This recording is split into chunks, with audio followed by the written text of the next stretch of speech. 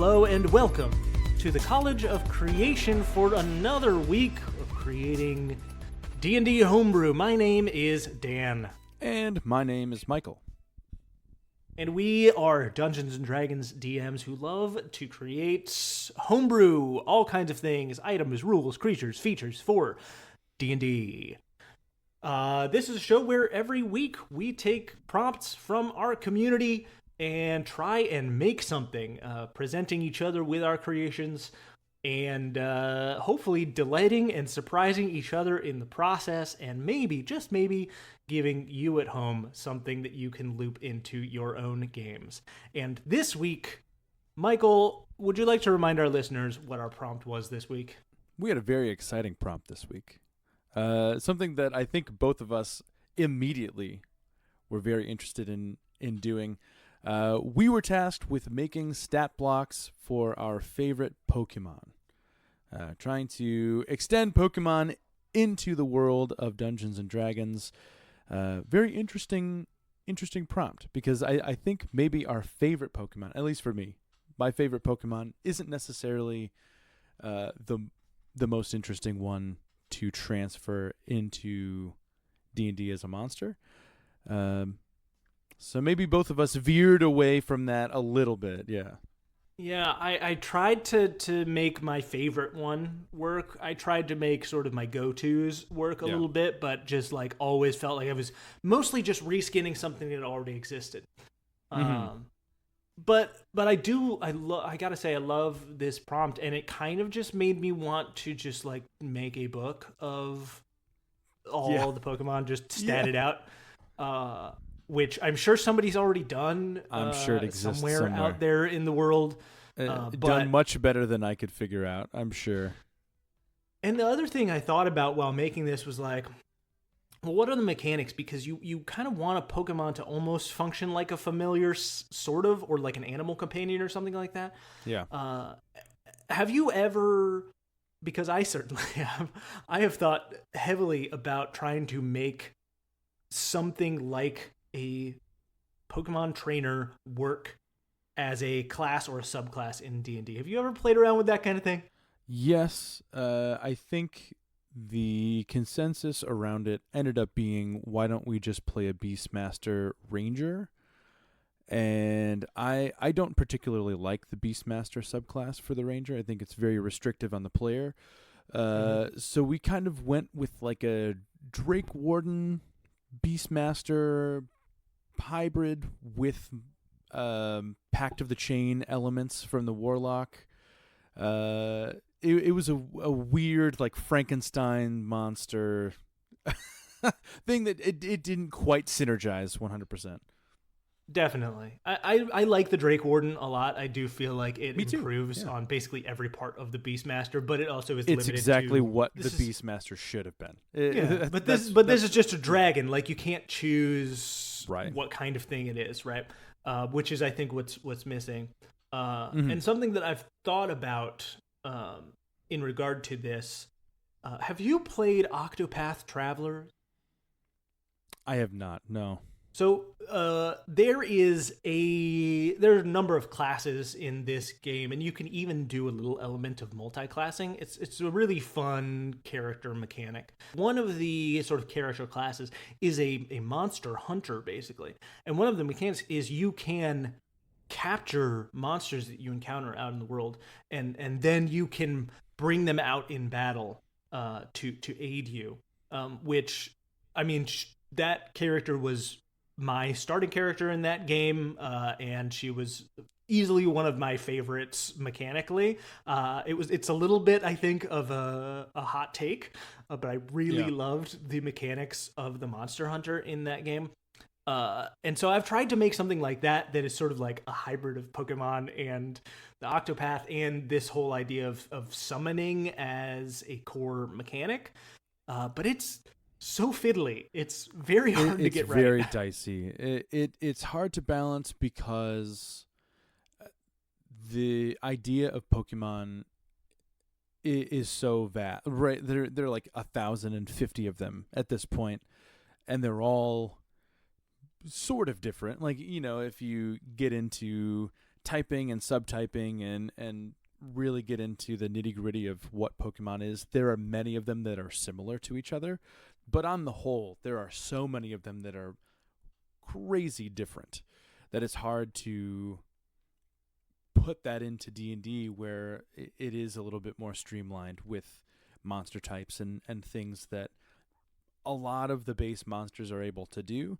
There isn't a crazy amount of variety, so you almost have to like create options for that subclass, right? You have to go in and make like 20 different base options that can kind of be customizable out from there, to even start scratching the surface of what being a Pokemon trainer would feel like.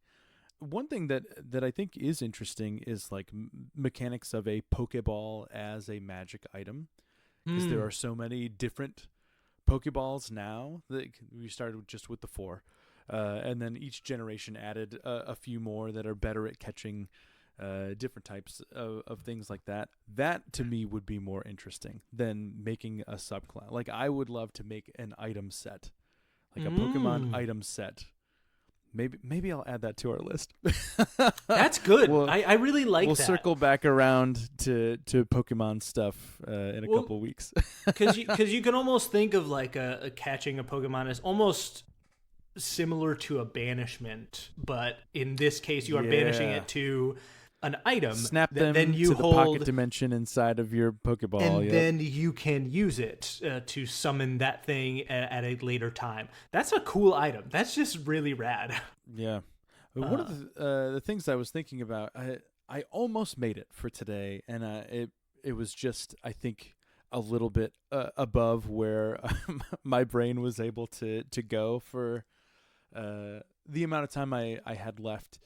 But the idea of just like temperament in general of Pokemon, like you go and you travel with them and train with them, and the more you use them in battle or care for them, they become kinder to you, right? Your bond increases with them. Because I suppose I'd have to imagine if I were a wild animal and somebody shot me into a pocket dimension that they carried on their belt, I would not be happy about that. Yeah. So you're gonna have to do some work to earn my trust back. Like, what does that look mechanically transferred to D&D? Some type of bond mechanic that the more you use that, or the more you summon that creature, the more they come to trust you and the stronger they get. Yeah. That is much cooler and more interesting to me than just making a bunch of monster options. Well, and this is really getting into the weeds of what I will say was, I think the biggest struggle going into this is that you start to want to think outside into all of these existing mechanics, right, throughout the whole world of Pokemon, all of the games. And that's when you start to get to the point where you're like, this doesn't really work in D&D and needs its own TTRPG. Right, which I'm sure exists. I didn't actually do any looking, but I guarantee you there is Pokemon TTRPG. Right, whether it's published or just like out of the basement into the hands of just your circle of friends.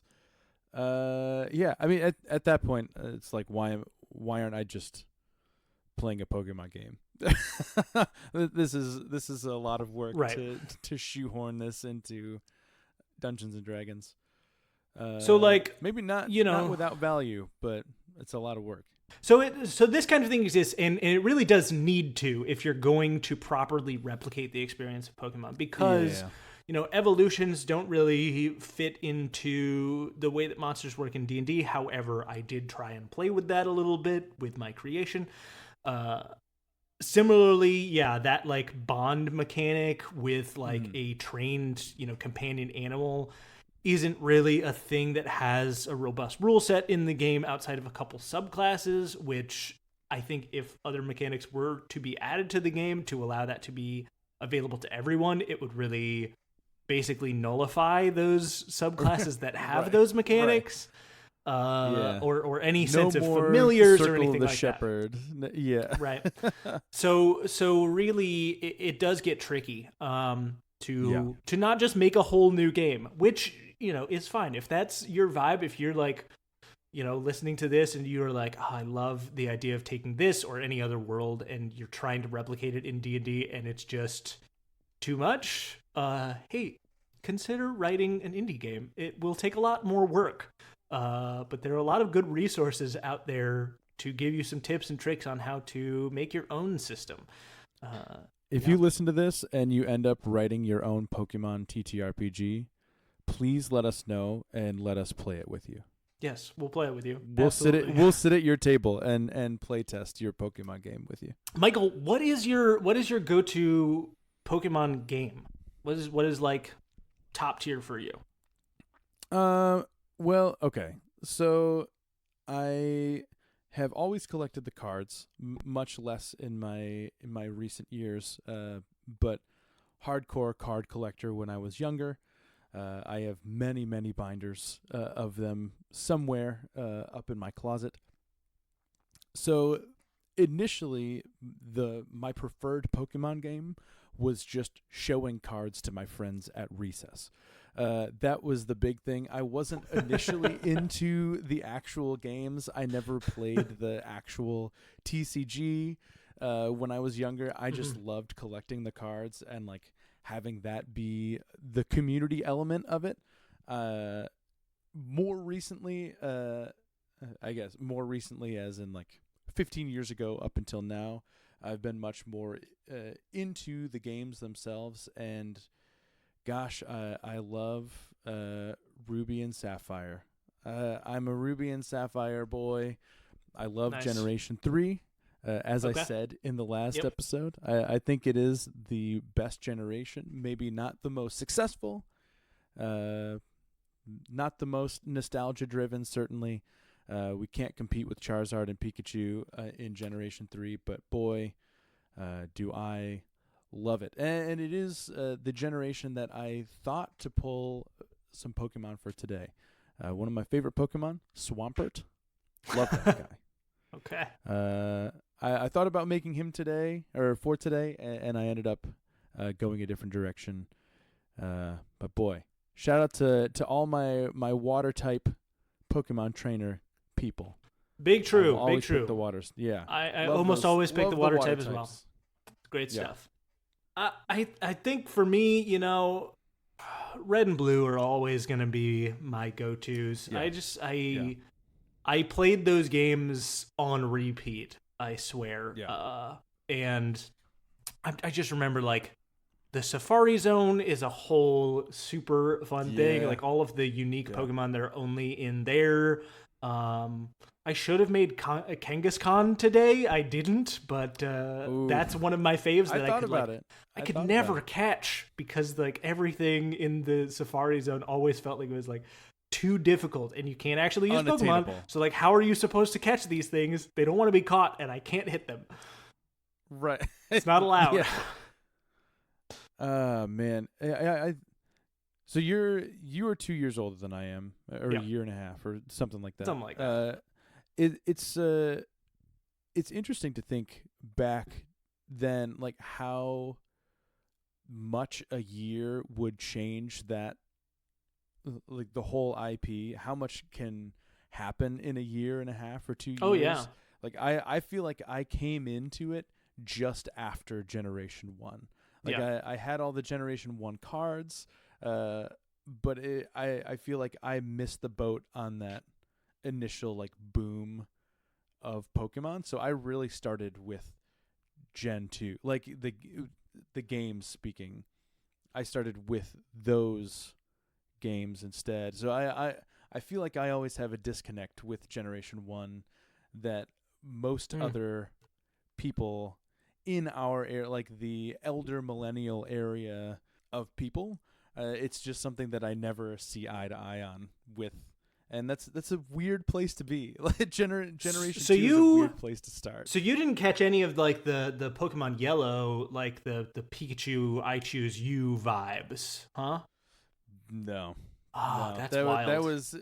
It felt like it was 3 minutes before I entered the chat, I remember the hype around yellow especially so much because like there's a fourth starter option and it's the cutest goddamn thing you've ever seen. For me that was crystal, because there was gold and silver Right, were my first two games, and then my big thing was like, oh my gosh, they're expanding this whole story. They're doing this whole thing with the third legendary. What? Oh my gosh, crystal. That was my hype. That was the great. first big like hyped game for me. Yeah. That's great. That's one of the great things I think about Pokemon. Like we're talking about right now, you know, your generation is a totally different generation from mine when it comes to what generation you go to in terms of Pokemon. What's your favorite? What's your big in? And there is that interesting thing of like there are stages, there are groups. It's all cool though. Like you don't have to deny that somebody else is you know a fan of a different generation or whatever. Pokemon is one of those things that it's so vast, and they come out with things so often that anybody that wants to be into Pokemon has a slightly different first, right? Like just 2 years apart from each other, right. We have totally different first experiences. And there are so many options that anybody can have their own very specific favorite thing. Absolutely. Within that universe and have it still be valid. And that's great.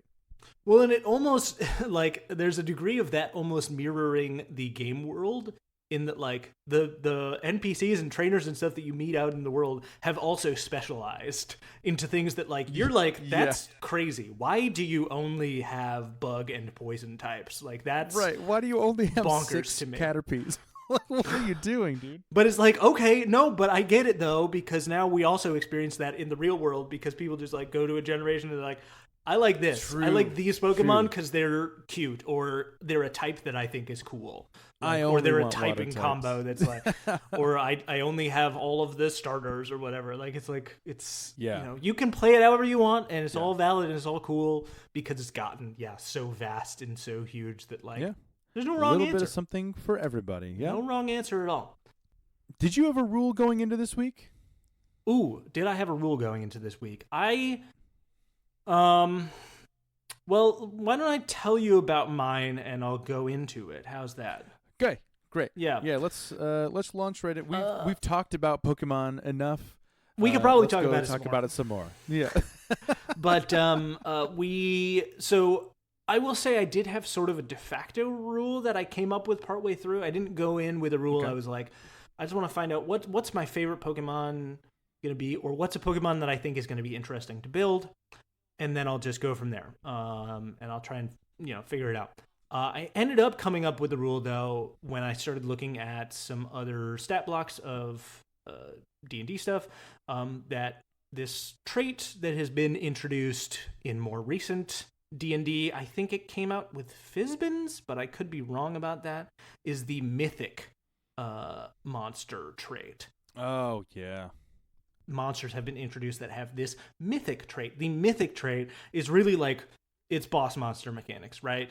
The thing says when something happens, usually when it's reduced to 0 hit points, that instead of falling unconscious, instead it regains a bunch of hit points and then it gets new features, usually a couple new actions, maybe a new resistance or something like that.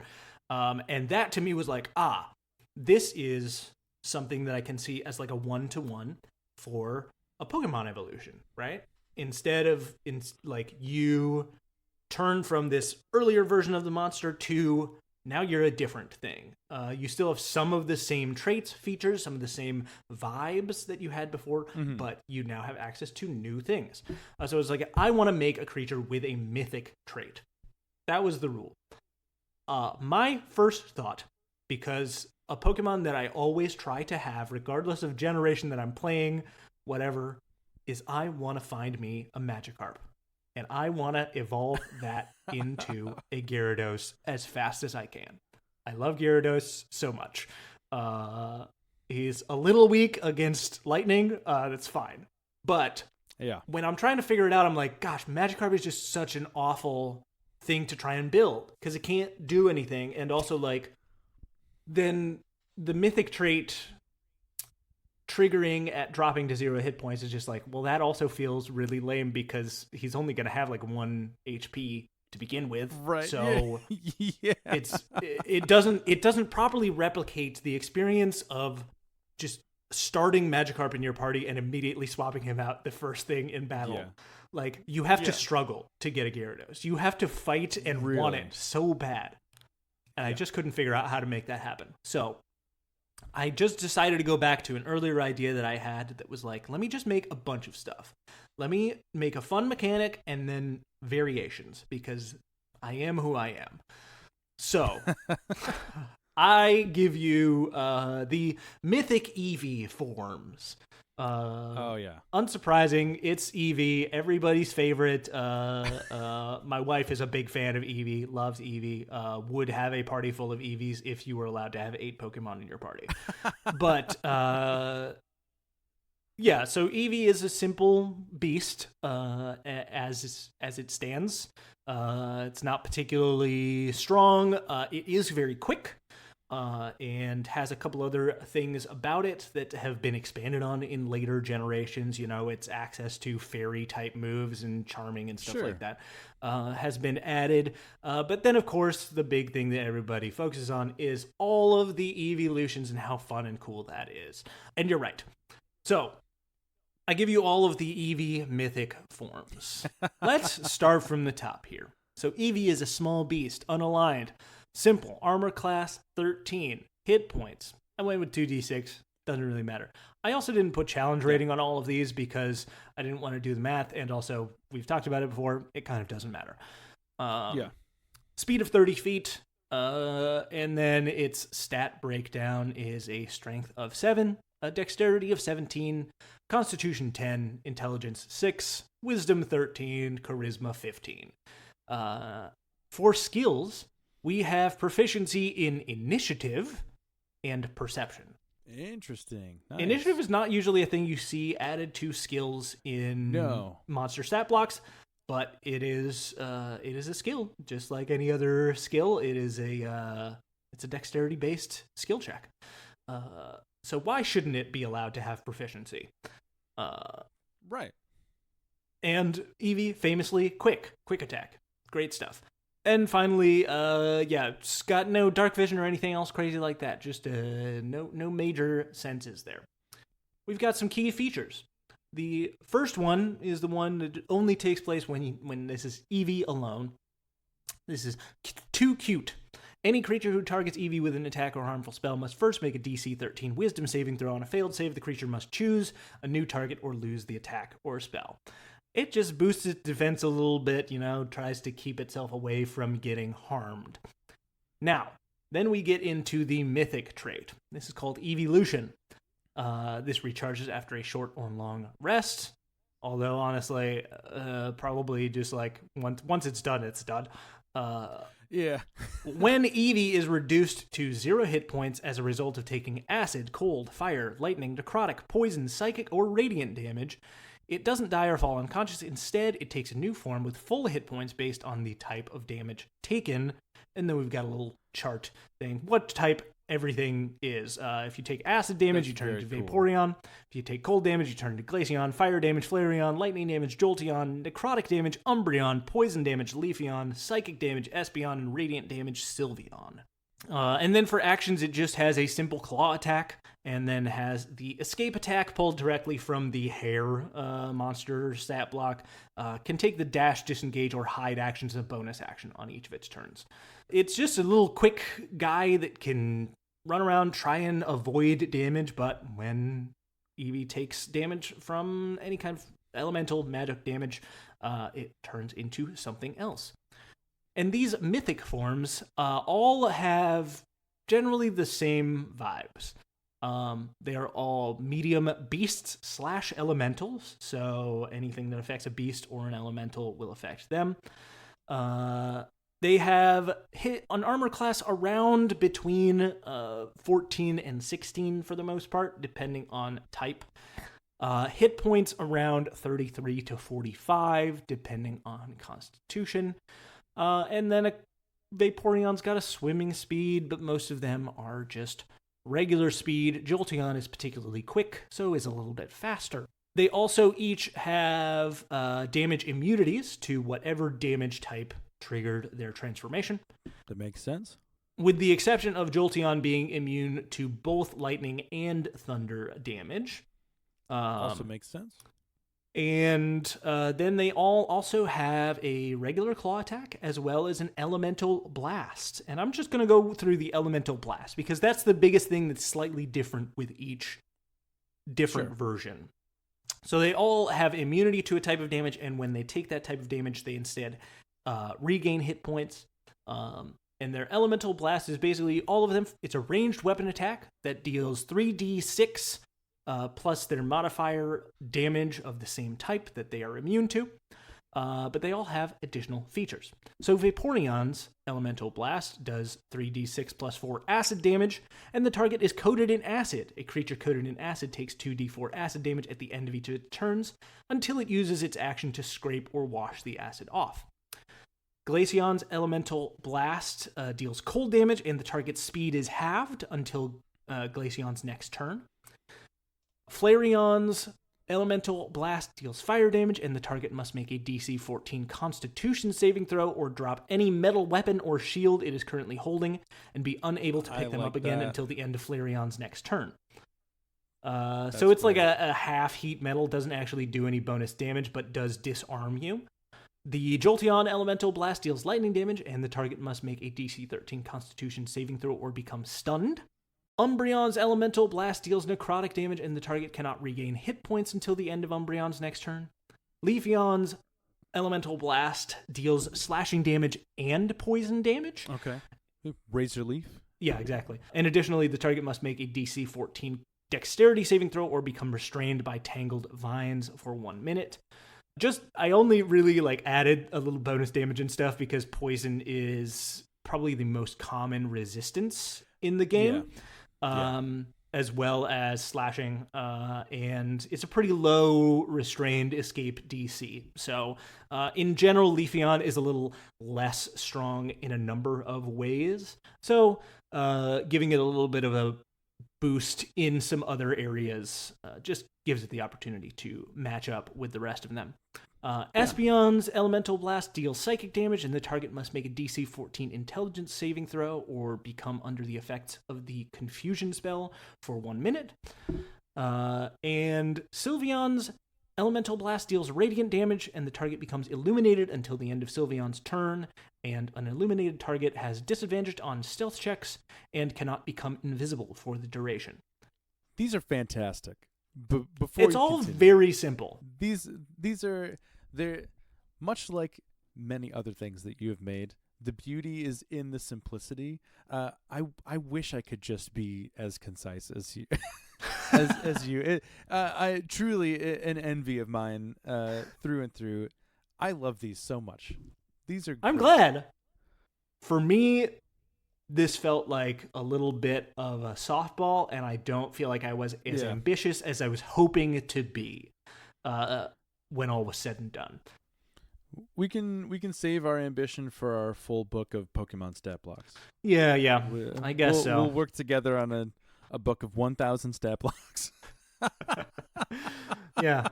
Yeah, I mean, it's one of those things, where it's like I think for me especially, and this is just something I can speak to in this moment, is that oftentimes when I want to be really ambitious, I end up making something that is way too complicated and then confuses me in the end. It's easy to get there. That's the thing that I run into so often, is that I have a strong idea and I want to be so ambitious. And then when it actually comes to the creation of it, my ideas just don't coalesce properly. And this week I just didn't have time to pare it back down to anything that I thought was really useful. So I decided to just go this is a good one. This is a good setup. Yeah. It's a fun feature that I think I can see being fun both if you had a homebrew table that allowed you to take on an Eevee as a familiar, that could be really interesting and fun or even a Beastmaster sort of Eevee, Mhm. right? That and then it could reset at a short rest or a long rest, right? And so like, Right. if you're Beastmaster Ranger and you've got this thing that can turn into a different kind of monster depending on the situation, that's fun. That's kind of a neat idea. Yeah, and it's if like you have that table. it's not the like we were talking the other day. We wrote a subclass together. If you want to see it, check us out on Patreon.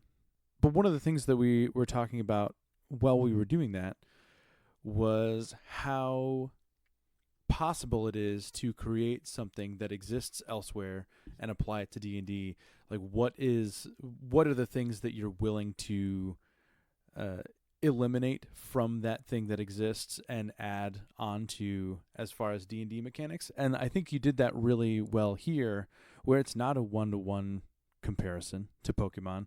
Obviously, your Eevee only has 7 hit points average, so this transformation could occur very quickly, where it wouldn't in a Pokemon game. Like you'd have to wait quite a while, or if you want to kind of jump on it with one of the elemental stones and forfeit some other moves that the evolutions can't get but Eevee can.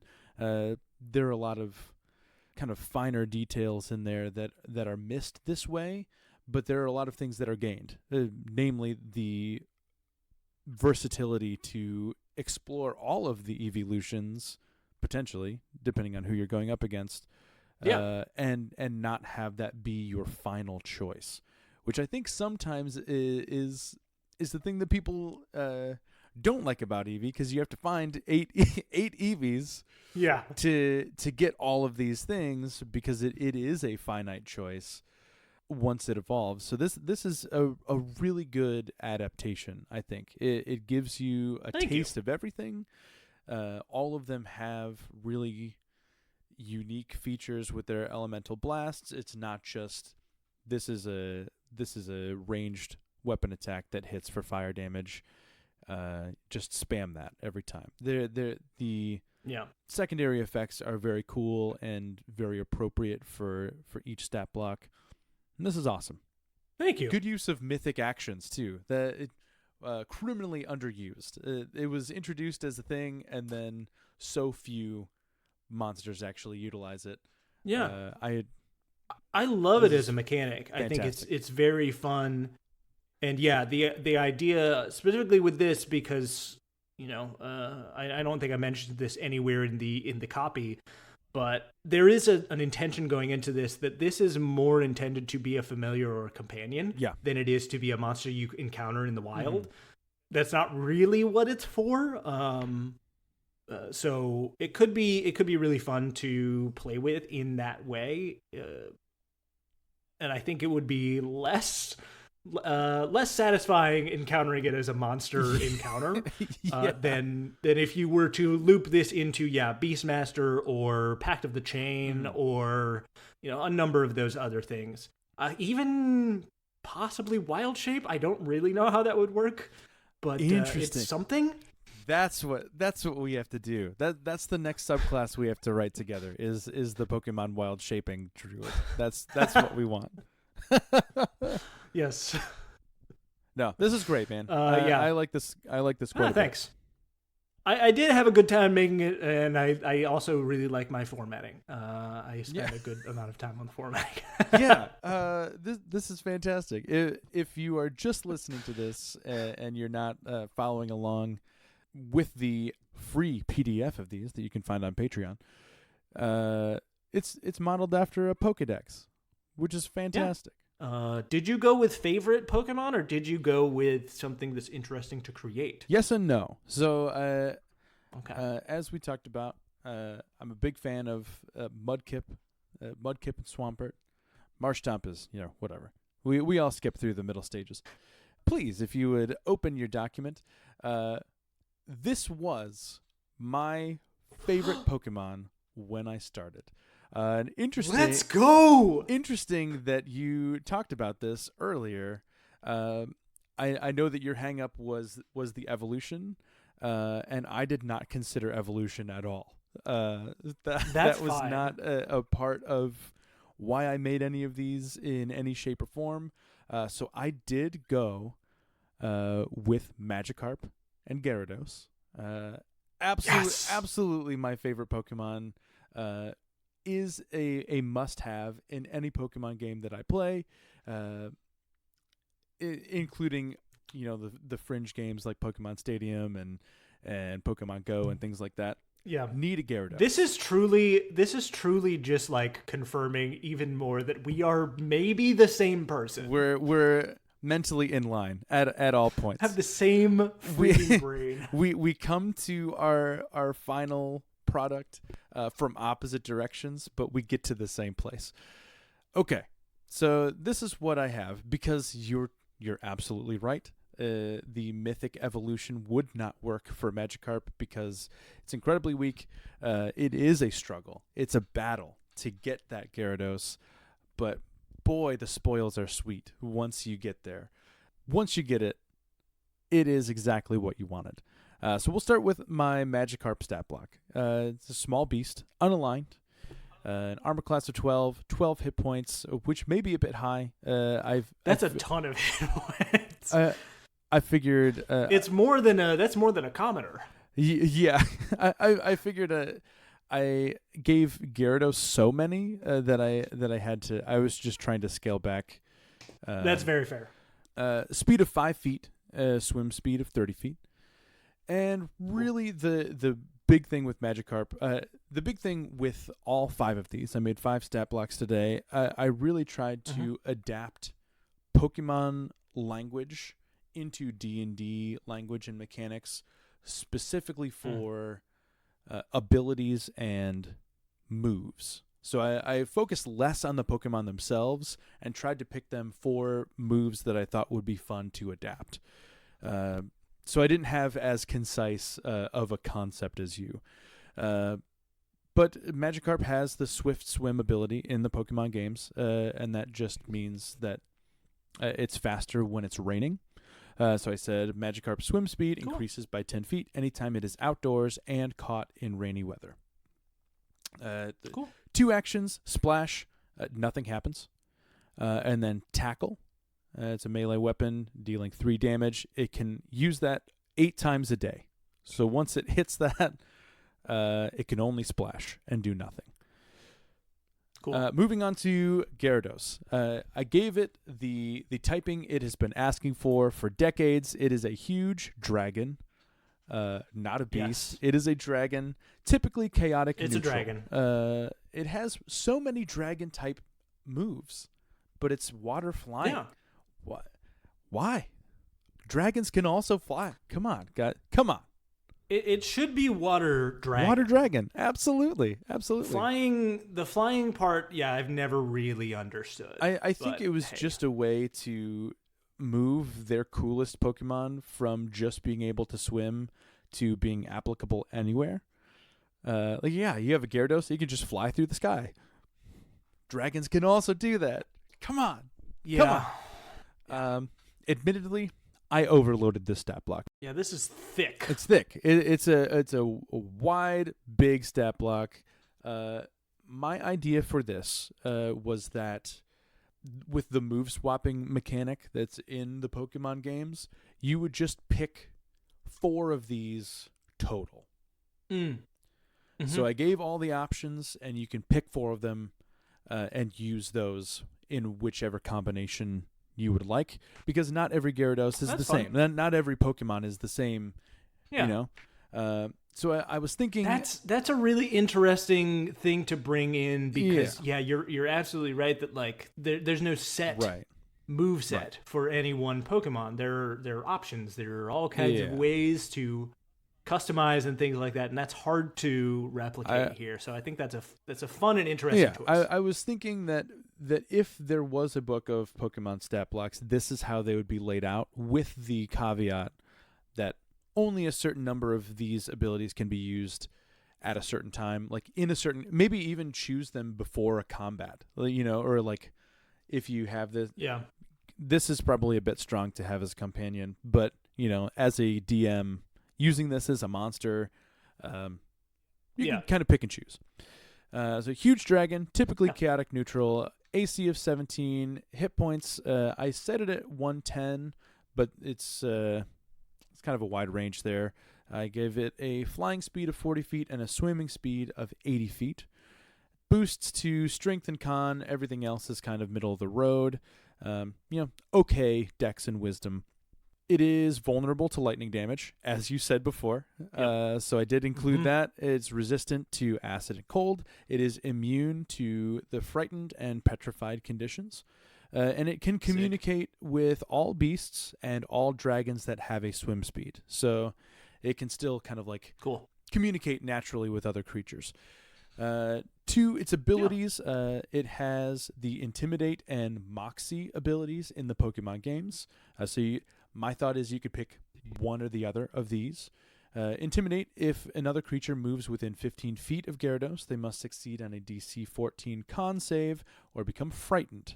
That's for 1 minute. While frightened in this way, the creature's strength score is reduced by 2, because Intimidate does reduce the attack output of the opposing Pokemon in a Pokemon battle. Nice. If the creature succeeds on the saving throw, they are immune to this condition for 24 hours. Great. Moxie, if Gyarados reduces another creature to 0 hit points, it makes all attacks at advantage on its next turn, which is kind of a one-to-one. This is the only one that's like almost exactly how it operates in Pokemon. If Gyarados KOs an opponent, its attack is elevated towards the opponent that swaps in on the other side. So that felt fitting. I also gave it a Surf ability. I almost made this an attack, but it seemed more interesting on the overworld side of things. Gyarados can carry up to 2 large creatures, 4 medium, 6 small, or 8 tiny creatures on its back without incurring any penalty to its movement speed.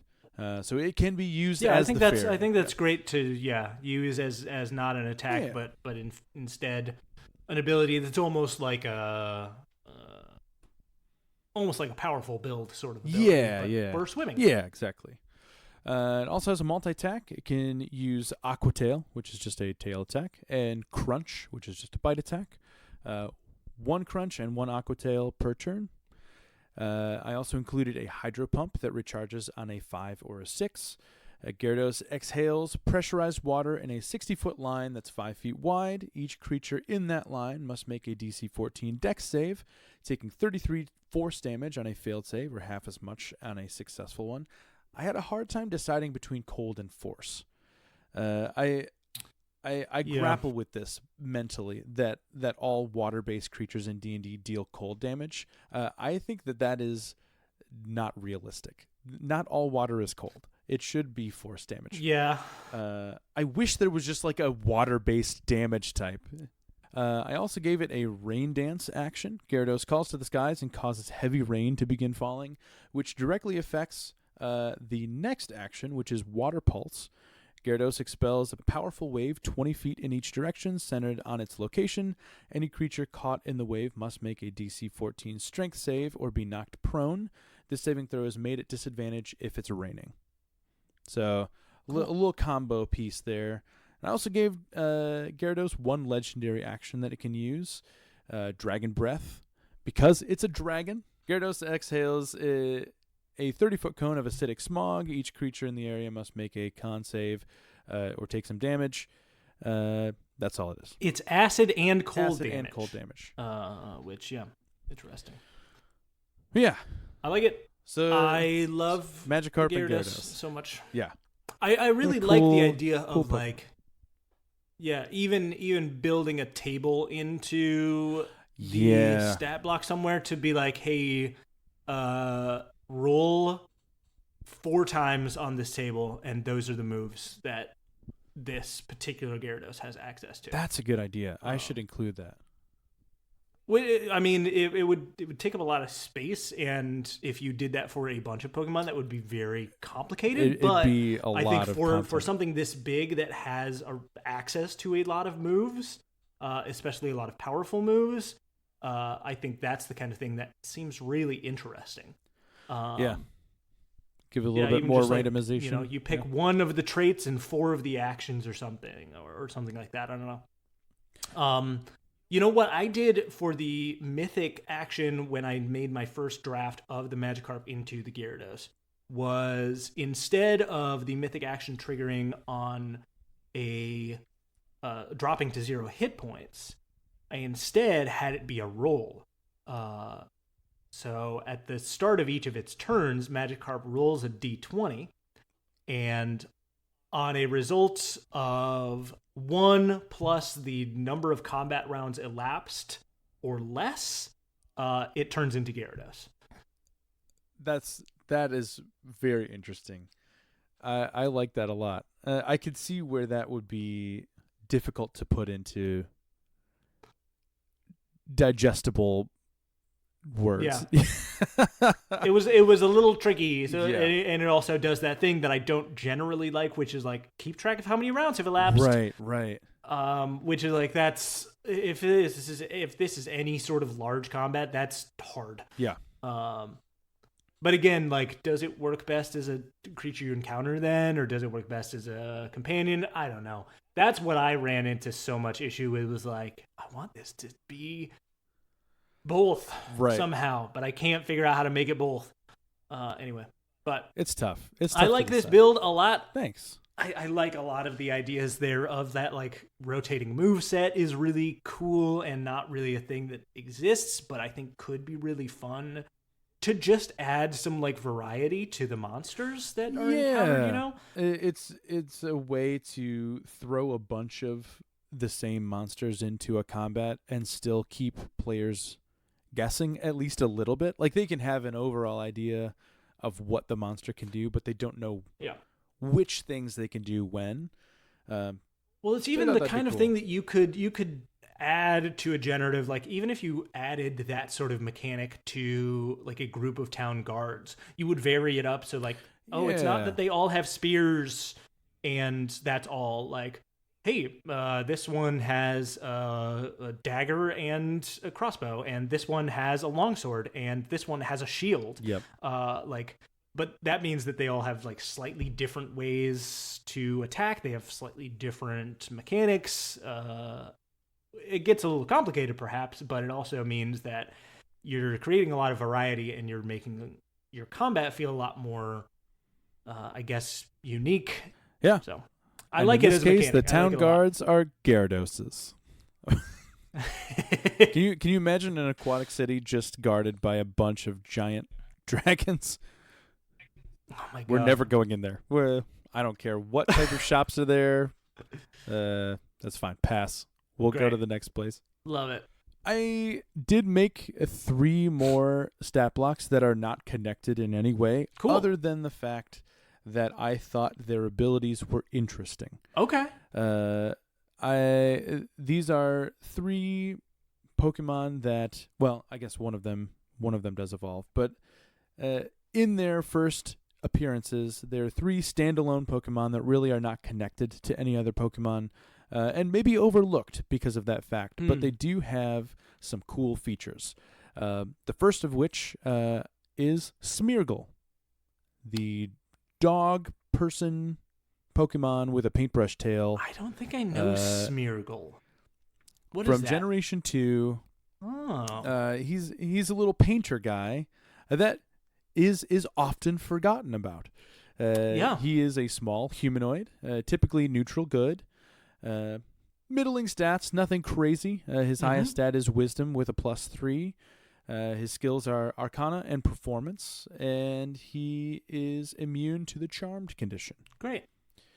The cool thing about Smeargle in the Pokemon games, at least the later games, it wasn't always this way, but they changed it to be a little bit more versatile.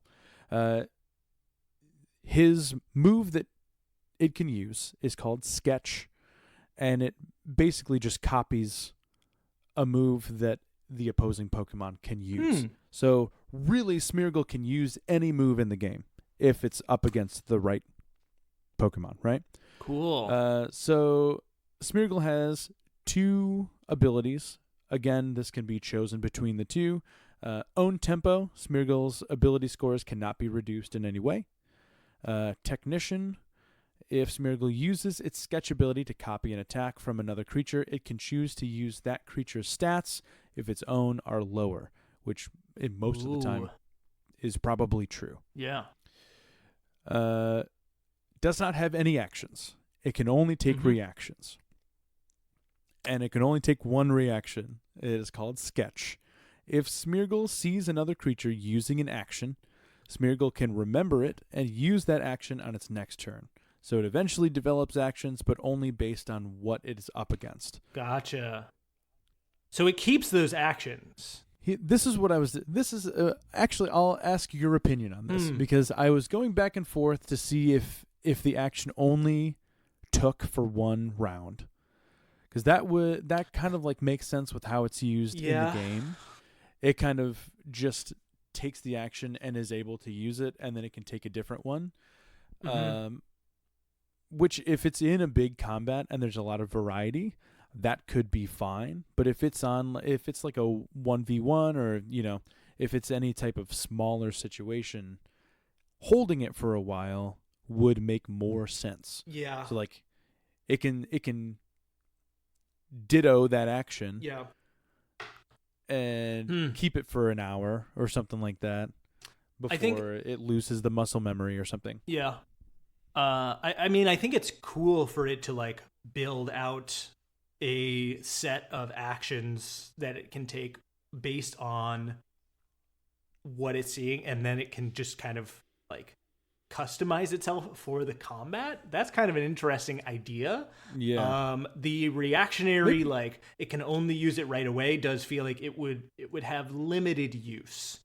Like it would be cool the first couple of times, but then you would like, as soon as a player caught onto it or something like that, like it would change the combat heavily. I think. But I think, that's a very interesting thing. I don't know. I want maybe going off of the Pokemon moveset kind of organization.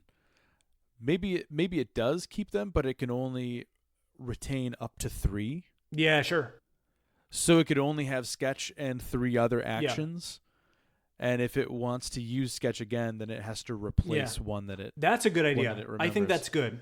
I think that's really smart. Maybe I'll do that. Yeah. Maybe I'll rewrite it to be like that. Yeah. That's a fun ability and a Pokemon that I'm not super familiar with. Well, great. There you go.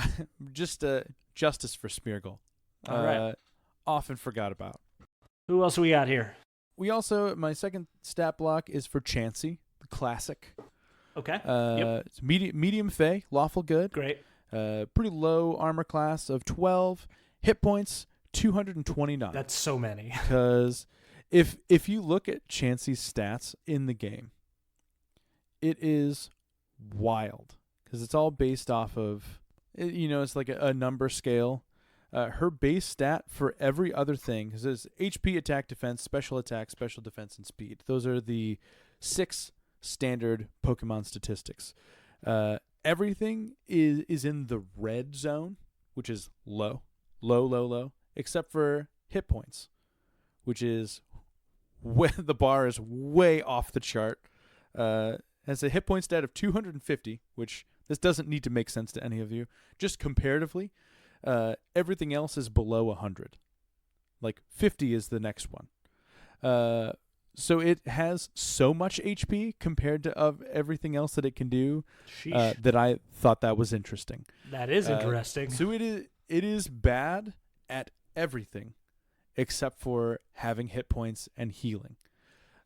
Which becomes apparent later on in the stat block. Cool. So I put its constitution at 27. Yeah. It's a +8 Huge. constitution. Everything else is, I guess, wisdom is pretty high for the sake of healing, and a medicine proficiency, but everything else is +2 or lower. Chansey again has 2 ability choices: healer. Whenever Chansey restores hit points to itself or a friendly creature, all dice rolled are maximized. Great. Or natural cure. Conditions, including all levels of exhaustion, only affect Chansey for 1 hour. Chansey is not immune or resistant to any conditions whatsoever, but they only affect it for a limited Very amount of limited, time. yeah. Yeah. Cool. All right. We have a couple actions, a standard body slam, melee attack. Easy. We have Heal Bell. Chansey removes one condition from itself or another creature instantaneously. Rest, which is only 2 per day. Chansey puts itself to sleep, gaining the unconscious condition for 1d4 rounds. All of its hit points are restored at the time this action is taken. So you can get Chansey all the way down, close to 0, and it can just go to sleep.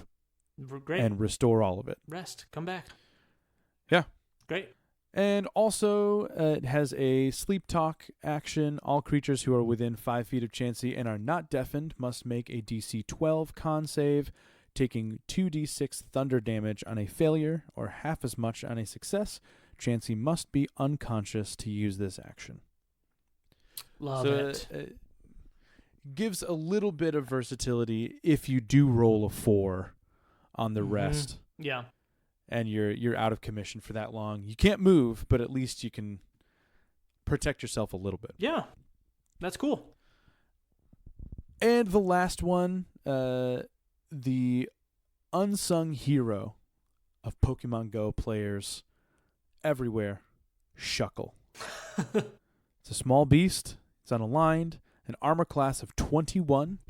Shuckle is like Chansey, where its defense and special defense are like 10 times the amount of all of its other stats. It just focuses on that and nothing else. Wow. It is immune to the petrified condition. Its one ability is called Contrary, which is an ability from the game. Whenever Shuckle is subjected to a condition, it can choose one of its ability scores and increase it by 1. This increase lasts for 24 hours. Great. And its only actions, it has a slam attack and defense curl, which can be used 3 times a day. Shuckle's armor class increases by 1. This increase lasts for 24 hours. Nice. Yeah. So you can kind of bide your time, kind of like Metapod. You can just keep on hardening until it's impossible to hit it. Yeah. You can just defense curl 3 times, use all 3 of its uses right away, and sit there and not take any hits with an armor class of 24.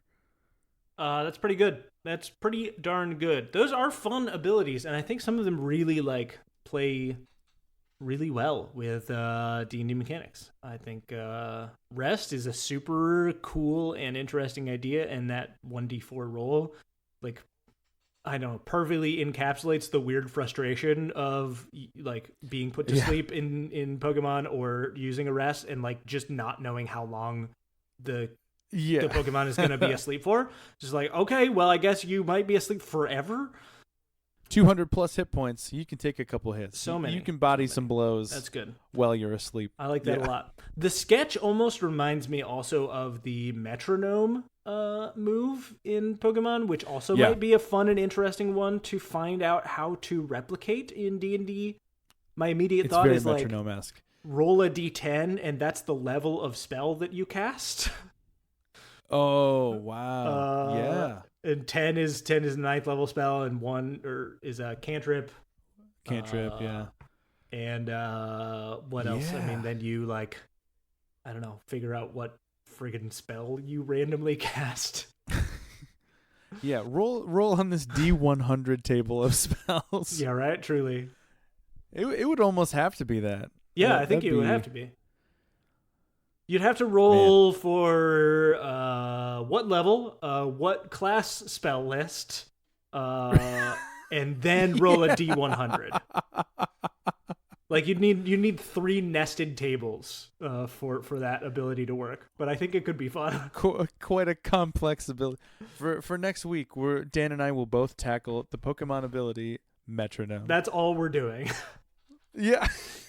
We're not rolling today. We're just doing that. I always liked Metronome, though. Yeah. I always thought it was a fun. The unsure nature of it, the way that it could completely destroy your game or turn the tide in your favor. Oh yeah, it's fantastic. I mean, look, if you can get your, I don't know, weird Chansey or something like that, or Wigglytuff to cast like Dream Eater.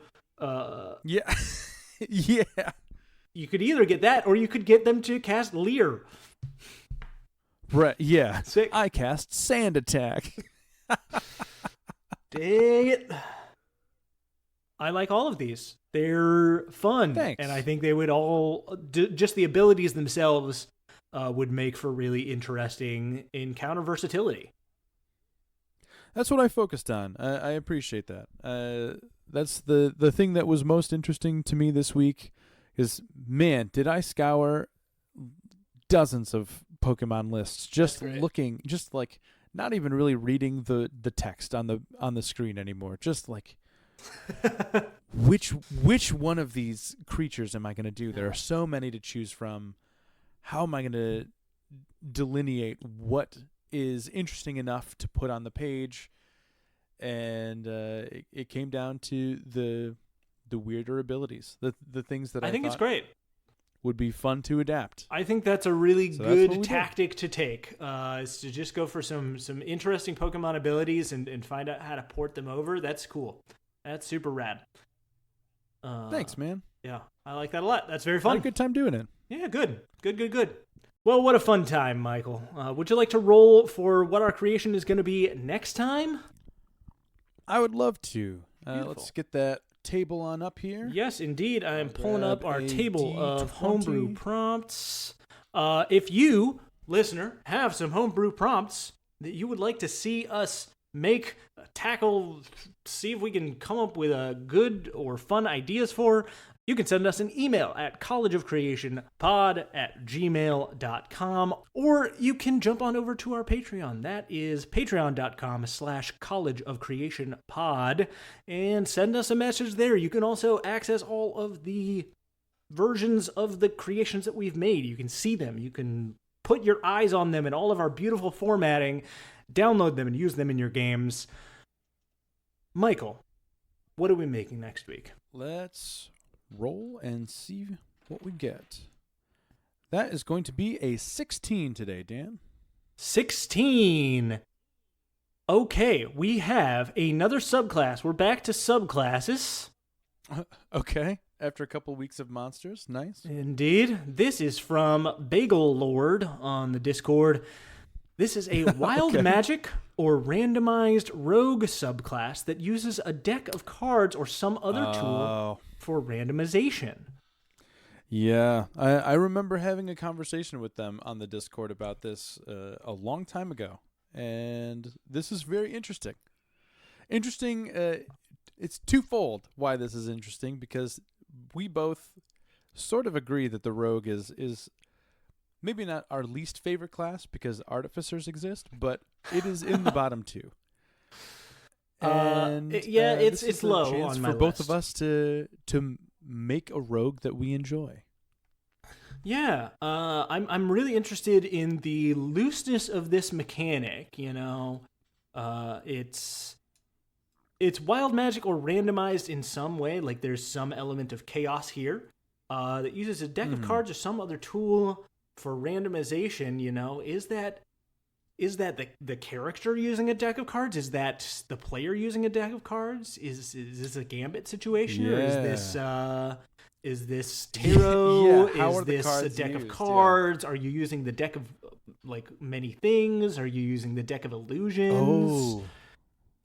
There could be a lot of different options here to use various versions of cards to create some sort of random thing. And what element of the class are you going to randomize?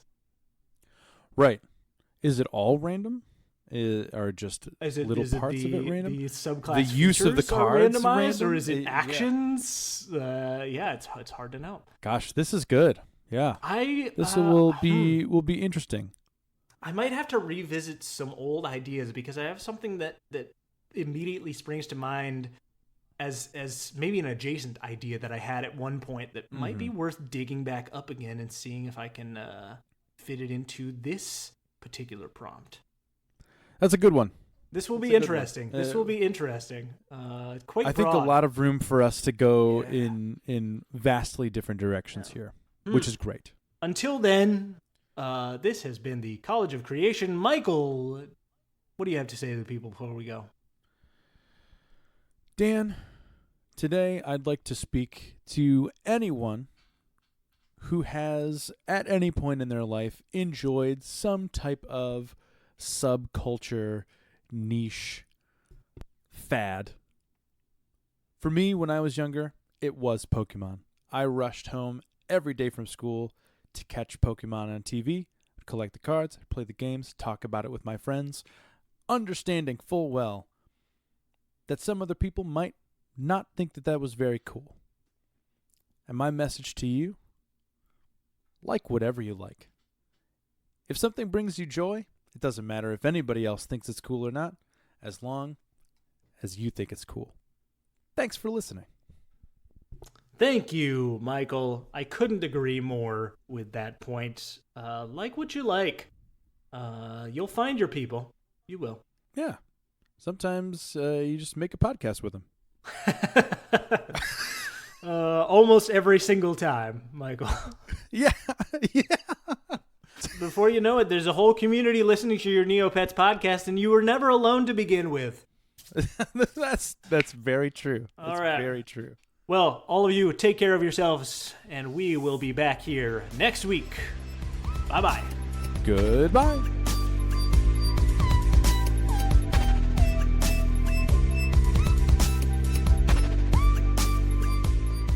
Hey folks, thank you so much for listening to this episode of the College of Creation. If you want to see our creations from this episode and all of our past episode creations, you can find those for free on our Patreon page at patreon.com/collegeofcreationpod. And if you decide to become a patron, you will also automatically get access to any revised versions, plus our patron Discord and bonus episodes where Michael and me just talk about all kinds of things.